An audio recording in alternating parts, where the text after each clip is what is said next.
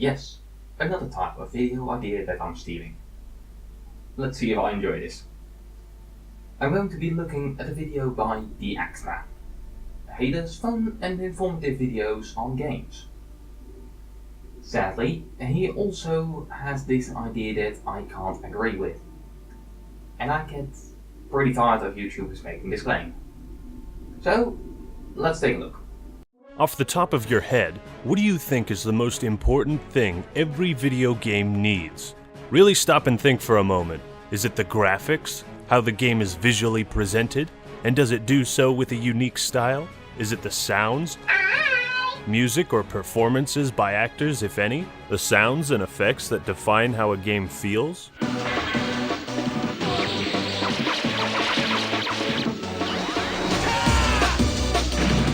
Could it be the story, the level of immersion and engagement, and how the game connects with you as a player? I chose something different. I chose the impossible. I chose rapture. Or could it simply be whether or not it's fun to play? Disarm that toaster! Don't let it explode! It's too late!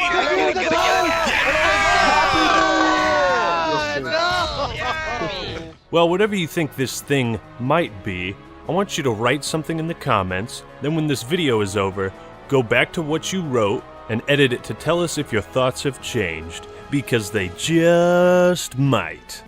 Ooh, good question. What does every game need? There are many things that I enjoy in games, but if I would have to think of something that every game needs, I would have to go with something vague and say every game should give you something. Generally joy, but it can be a lot of other things too. I'll give you a hint and say that no game is worth playing if it doesn't have this. And I know that most people, except a select few, are going to agree. This aspect I'm referring to applies to the really good video games, and even the shittier versions of those good video games. I've read articles and comments that say stuff like, addictiveness is one of the most important aspects of a video game, or the story, the controls, the progression. The most important thing in a video game is chaos? Wait, what the fuck? There's so many people clamoring and putting their thoughts out there. Some of them are just plain ridiculous and far-fetched. Yeah, let's hope your idea doesn't fall in the same category. And allowed me to boldly proclaim that all these people and ideas are wrong, wrong, wrong. Well, actually, Actman, who are you to say what other people find most valuable and necessary in every single video game? Don't you think you're going into subjective opinion territory here? I mean, what do you— Shut up, I'm in charge here. Well, he was making some pretty good arguments. What people need in their video games is very subjective. I tried to go with something that anyone can agree on, and it led to me having a vague statement. So, let's see what you have to say. Yes, Master. Sorry, Master. Now you gotta think broad here, everyone, because what matters most in a video game, and you're gonna agree with me when I tell you, is the exact same thing that matters most in every game. I'm talking every sport, every board game, everything from hopscotch to Who Wants to Be a Millionaire, to Call of Duty, Halo, League of Legends, Dota, Counter-Strike. This facet is all-encompassing. Ooh boy, I see where this is going. And yet I haven't seen an article, forum, video, or anything at all that brings this up. Not even the Wikipedia page on video game design mentions it. If no one else brought it up, it should raise at least some alarm bells that it might not be as important to most people. Only the angry video game nerd brought it up. Now, what's the most important aspect about any game? Well, being able to fucking play it. On the real, this is the most important aspect of a game, but that goes without saying, alright? And I'm talking about something else. But you want to know, don't you? Yes. You're anxious to hear what it is, and you're curiously wondering if I'm actually right or if this is just bullshit. Yes! Well, the secret about it is, and let me tell you, hey Actman, you got a letter. It's from 122nd 6373. Get to the fucking point street. Alright. We'll skip the 10-minute drum roll. You ready? The most important thing every video game needs is challenge. Oh boy. This again. Difficulty.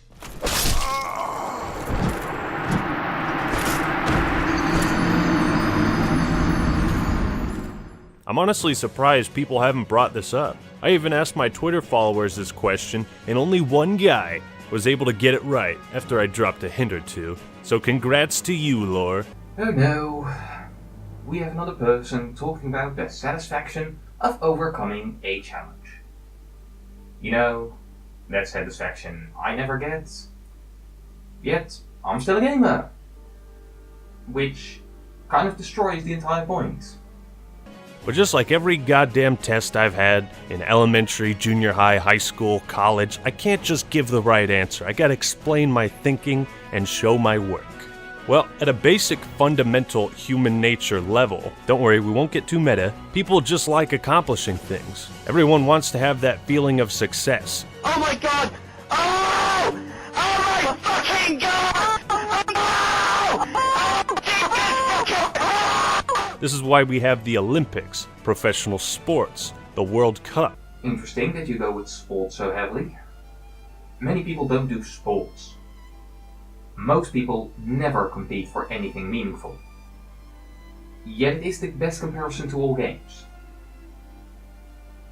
This thing that most people don't try is what all gamers are. But let's hear you out. Maybe you can convince me. That I'm making this video is a pretty good sign that you won't. This is why people speedrun games. This is why we've seen ridiculous accomplishments under the most bizarre of circumstances, like beating Dark Souls with a Guitar Hero controller, playing Winston by connecting bananas to the various button inputs. Like, are you serious? Executing an impossibly complex glitch. All this is done to chase the dragon of challenge. The best part about a battle is its raw challenge. It's raw challenge, huh? I kinda like the way that sounds. More importantly, people like to show off their nice things or what they've spent their time doing. This is why we hand out trophies, medals, ribbons. You know, we play games for fun, but we also want something to show for that afterwards. Actually, not everybody does. I have nothing to show for my playthroughs of Skyrim. At best, I have some stories and a couple corrupted saves. Now you can probably say that it's something that many people want. But in the title of most important thing every video game needs says that this is what it's like for everybody. One person disagreeing might be insignificant, but it tells already disproved claim. I mean, that's why I conveniently included this shot of all the trophies on my bookshelf. Just look at how important this makes me. Think about the Xbox 360 and when achievements came out. After that, Steam and PlayStation came out with achievements too. Hell, even a huge as fuck YouTube channel came out because of that, and thousands of tip videos as well. Why? Because achievements are challenges, goals that you can look at and chase, and you get that giddy little excited, bubbly feeling when you see it pop up on the screen. Ever heard of Bartle's taxonomy? Extra Credit did a good video about it 3 years ago. Linked in the description. It says that there are 4 types of players. The Achiever, the Explorer, the Socializer, and the Killer. I cannot do 4 fingers like this with these gloves on and in general I can't. Now you can probably tell that achievements are perfect for achievers. It's kind of in the name. They love goals like this. They love goals that are set in achievements. So, of course, every store has achievements. They add enjoyment to tons of players. To basically all achievers. But explorers, socializers and killers don't nearly care as much about achievements.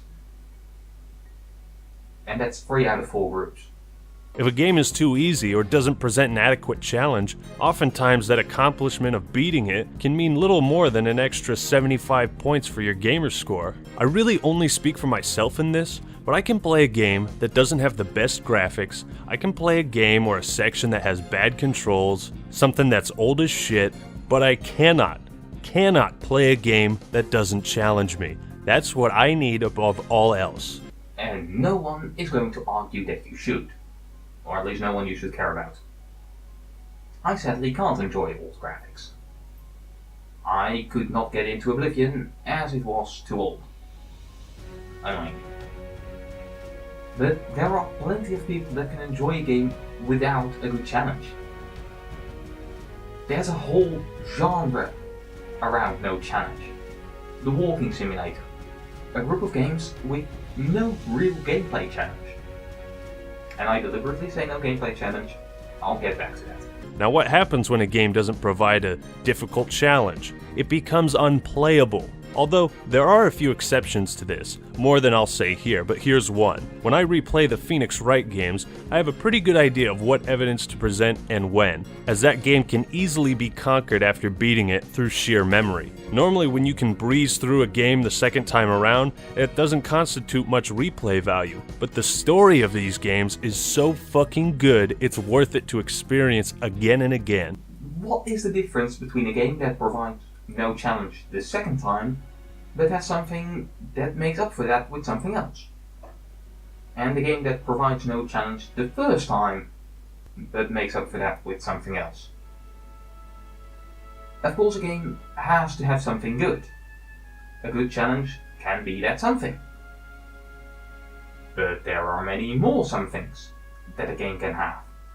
Not just challenge. You said it here yourself. A good story can make up for a lack of challenge. The selling point isn't the challenge, but the story.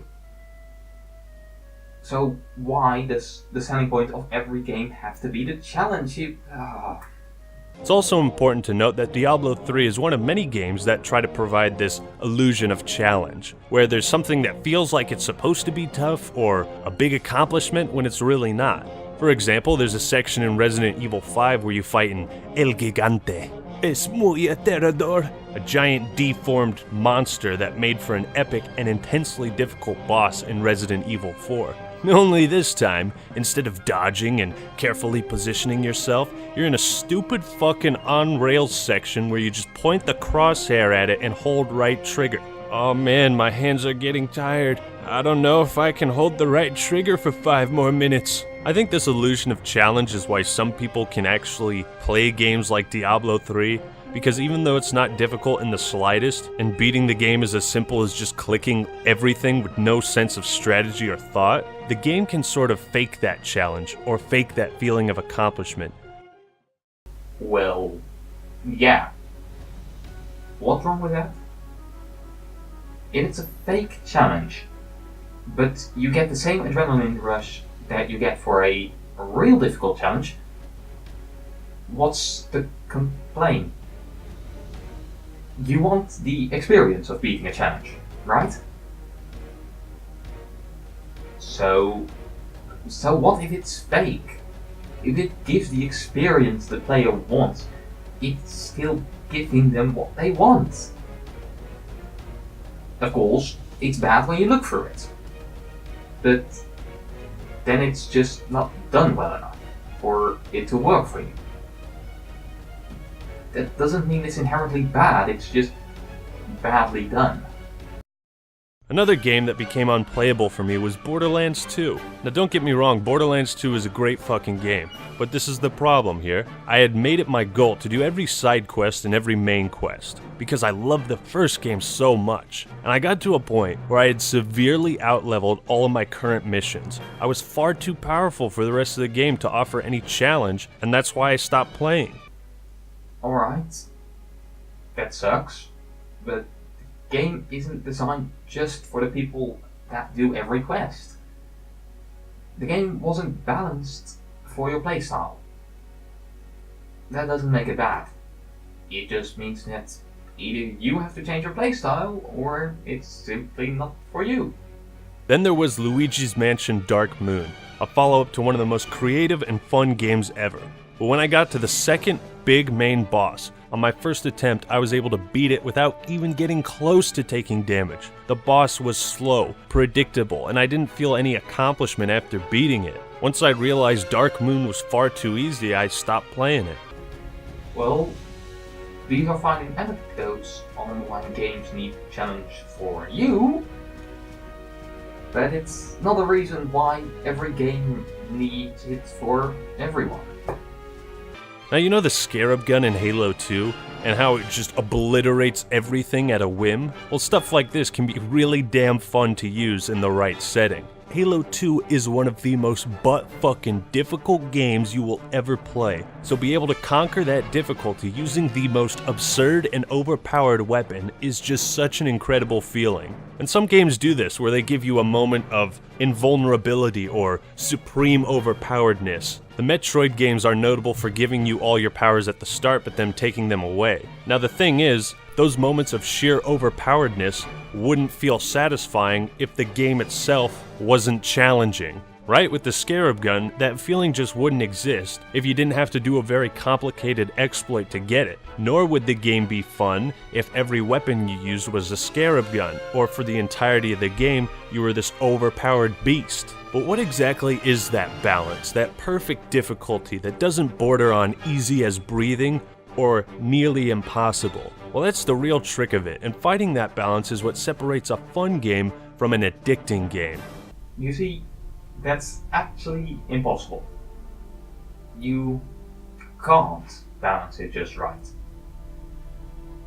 What some people will find too easy, others will find too hard. You can aim in the middle for the largest appeal, but some people will find it too hard and some people will find it too easy. Or you can make it harder and then less people will find it too easy. But you'll have more people who will find it too hard. And the people that like it will say that they just have to get good. Or you can make it easier, so almost everyone can play it. But many people will say that it's too simple. These games generally have something else that makes them good. For instance, boss battles, a staple of video games. A great boss is a combination of interesting mechanics, a sense of scale, intimidation,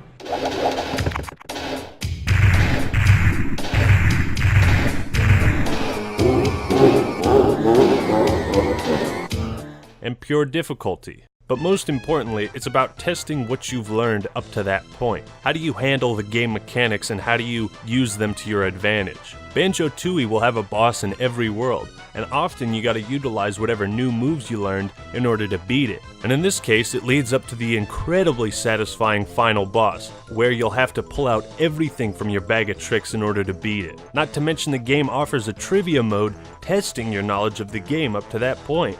Now that's real creative. Because if something is difficult but isn't fun, it also isn't really worth playing.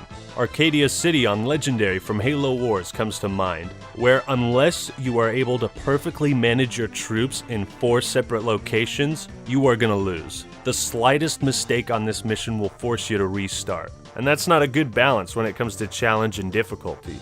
So like, the bosses in the original Luigi's Mansion might seem easy to someone who's beaten the game before, but I guarantee you that doesn't make it easy to get a gold plate on every last one of those bastards. You might be able to beat Luigi's Mansion without dying once, but to get a perfect score on every single boss, that's something that's hard. The reason people love the Souls games so much is because the bosses can really freak you out and kick your ass, but they're never unbeatable. The game gives the feeling of an insurmountable challenge at first. You're this weak as hell piece of shit undead, but through perseverance you can come out on top. Ah, the little Dark Souls. The game truly about player skill. The game where every battle is hard, and you feel accomplished after every fight. Unless you are me, then you'll get nothing from beating a boss.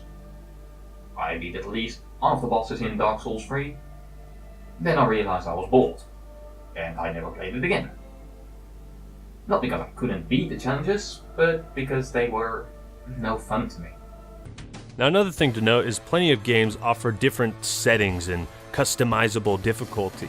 Skulls in Halo 3 were a great addition because if you ever felt the game too easy, why not experiment with a few of the settings to shake up your playstyle? Another great example is the Tales of series, which is one of my personal favorites when it comes to difficulty. You can usually pick 3 options at the start, but after you beat it the first time, you're able to tweak the settings using grade, a currency you earn throughout the game. So you could make enemies tougher, but also increase your overall experience so you get more abilities to use on. Just look at how many options there are to tweak the second playthrough of this game. And this brings up an essential factor in a game's worth: replayability.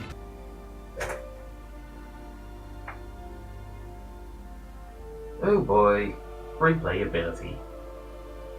Something people love to say that they want, without knowing what they want, which will make them replay the game. Let's see if Mr. Act does know what he wants. The best games are those that design for the inevitable fact that players will want to go through it more than once. If people want to go through it again, then you don't need to build the game around playing it again. Most games that I play aren't built around giving me a different experience the second time around. Sometimes they have multiple paths to take, or multiple ways to do things. But that's equally nice for a second playthrough, as it gives you options on what you do the first time. And often it's just because I want to experience the same thing again. I don't want to replay the same game for a different experience, generally.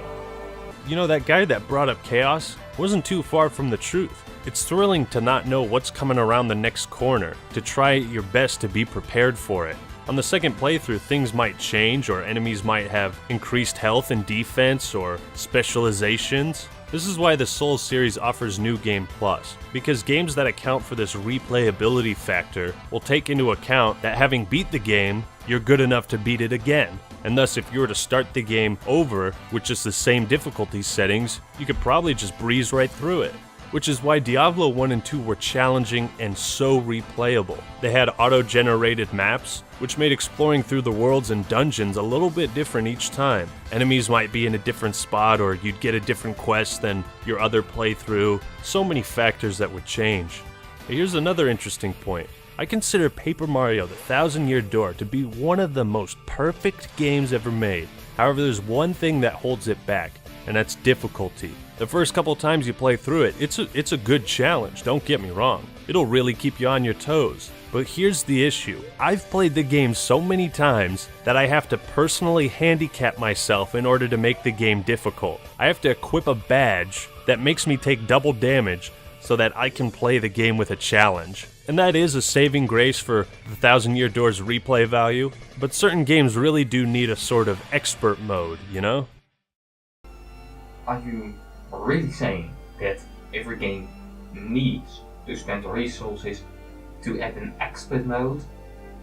That's insane to ask. Games are rarely designed to be played over and over and over again. Especially story-driven games. They are designed to be played once, just like a book is written to be read once. Not everything needs to be designed for multiple reads or playthroughs.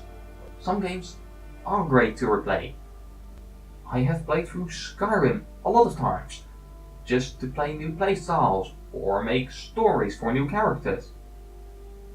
But if they focus too hard on later playthroughs, then the first one will suffer, and it's not something we should encourage.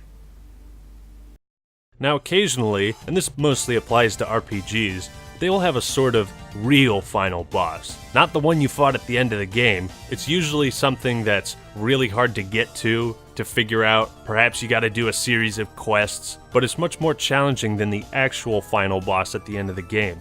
And that's a really nice touch to add yet another thing to achieve even after you beat a game. There are some games that only have one difficulty setting, and that's so you know that you're playing it the way it's meant to be played. Most of the time, the difficulty is just right, but this can be risky, as if it's not challenging enough, then again, it's not really worth playing.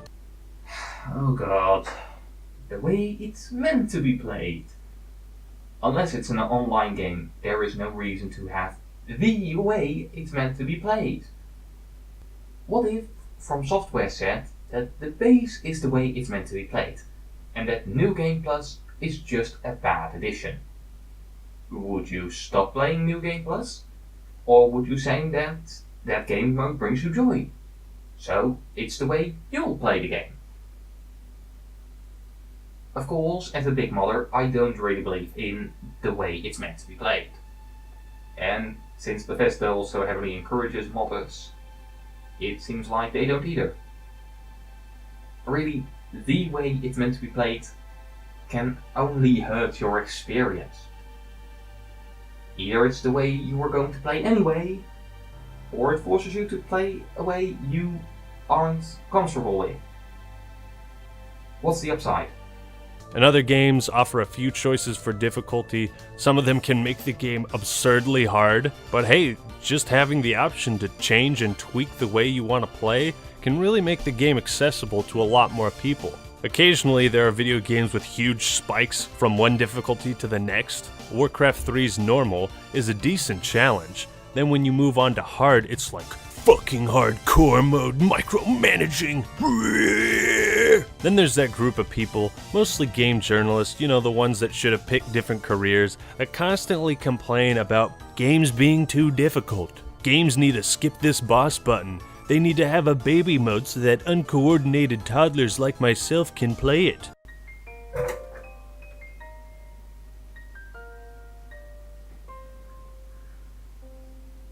And now we move to saying that challenge is important, to ridiculing people that don't like challenge.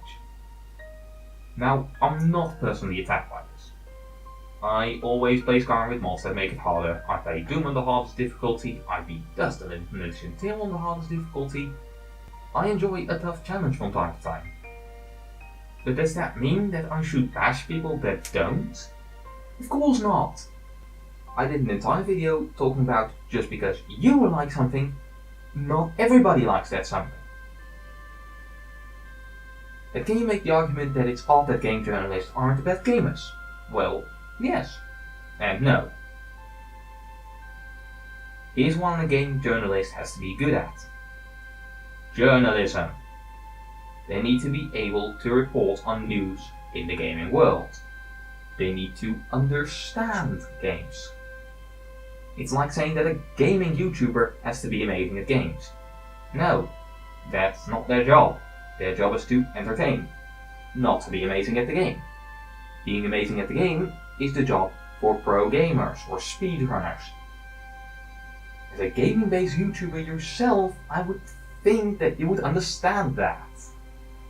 On the real, there is usually some merit to complaints about a game being too difficult, like for instance the Capra demon fight in Dark Souls 1. First time fighting this guy, you'll have about 2 seconds to take in your surroundings before you get fucked in the ass. I mean, while Dark Souls is a fantastic game, I have a problem with this boss because it's almost guaranteed that the average player going in blind is going to die a few times. For comparison, look at the Tauros demon fight. It's similar because you're in a narrow space, but the difference is the first time you fight this guy, you see him off in the distance drop down. You get a chance to plan your strategy and move around. You get time to anticipate this big demon coming towards you. This is important for games with boss battles, that they don't just fuck you in the ass the moment you get into one. Most of the time, the games they talk about really aren't too hard. You just have to adapt.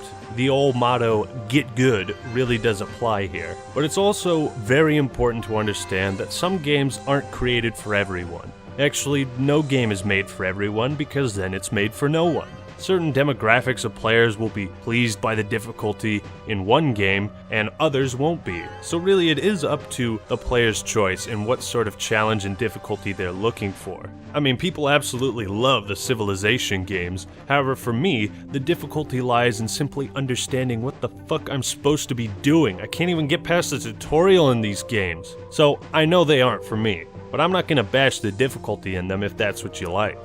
I said a while back that most people would agree with me on the statement that challenge and difficulty is the most important thing every video game needs, but that a select few were going to disagree. Oh, cool! He's finally going to talk about people that enjoy games like What Remains of Edith Finch or Firewatch. People that got more out of a machine for pigs than The Dark Descent. People that just enjoy the relaxing nature of Yonder the Cloudcatcher Chronicles. Games with no real gameplay challenge. Alright then, talk! Yeah, I was talking about the hackers, the cheaters, specifically in multiplayer games. Oh, you were talking about hackers. Not people that enjoy games with no real challenge. I don't even know what hackers have to do with this conversation. Is it because they remove challenge? If you talk about that, why not talk about games where the challenge is removed? This video was made in December of 2017. Walking simulators were a thing. I mean, take a look at this. A highlight clip from a COD World War II game. Now, this dude is obviously hacking. Everyone can see that. So these 4 kills mean jack shit. And not just that, everyone who looks at this is gonna think, wow, that guy is a piece of shit. Because seriously, what's the fun in that? What's the fun in knowing you're gonna win? I don't find enjoyment in cheating, especially against other players. But I do know why people cheat like this. Because the game, as it's supposed to be played, is offering you the challenge of playing against other real people. And from match to match, it's incredibly difficult to anticipate how other players are going to play. So people who hack are falsely chasing that accomplishment I was talking about. Even though it's scummy, the important thing to remember is hackers are still chasing that dragon of challenge. Again, I'm trying to emphasize the importance here. So if they are still after that feeling of accomplishment after beating a challenge, they just lower the difficulty for themselves. Why did you bring them up then as if they were against the challenge? Why do you not talk about the games that don't have a challenge yet are popular?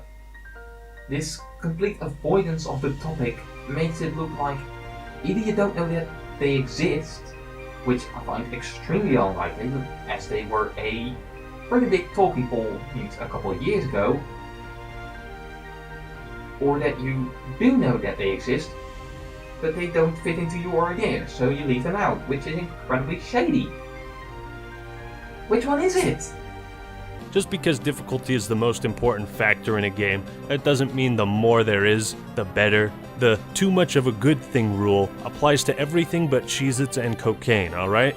It really is a delicate balancing act, but when it's perfected, that's what makes a video game addicting and fun as hell and gives it immense replay value. Now, I think I've covered just about every angle of this, but I would like to share this link to video game difficulty tropes. It actually highlights all the different forms of challenge in video games, and I suggest taking a look at it if you're more curious on the subject. But you know, it all boils down to that sense of pride and accomplishment. That satisfactory feeling can come in low and high volumes, whether it be winning a Mario Party minigame or successfully beating Dark Souls without taking a hit. You know, that's really why we play games. To overcome a challenge and have fun while doing it. To sharpen our memory, our reflexes. I don't mean to imply that graphics, sound, music, writing, story, cinematics, or fun factor are not important features. They really, truly are. When you get to the core of what all games are about, it really comes back to the challenge and feeling accomplished at the end of it all. Because you want all the time you spent playing to show for something. And that is why difficulty and challenge is the most important thing every video game needs. Yeah, no. Like I said before, there are plenty of games that don't have this challenge. Games like What Remains of Edith Finch don't have any gameplay challenges. Of course, they generally have a stronger narrative challenge. They generally challenge you more on an intellectual level, but that's not what Mr. Act talks about. Like I explained in a previous video, I don't get anything out of having beaten a challenge. I get something out of being in the process of beating a challenge sometimes, but not having beaten a challenge. So these very tough challenges don't do jack for me. This is why games like Dark Souls don't work for me. The challenge is too great. Not too great to beat. I can beat those challenges just fine, but too great to beat and at the same time enjoy myself. let's go back to that original request. What is your idea before this video of what every game needs? And has that changed while watching it? My answer was, every game could give you something. But no, this hasn't changed.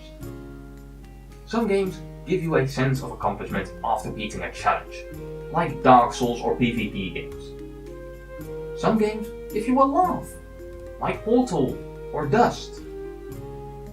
Some games give you an existential crisis, like What Remains of Edith Finch or Valley. Yes, many games use a challenge to engage. For some, that challenge is all they have to offer.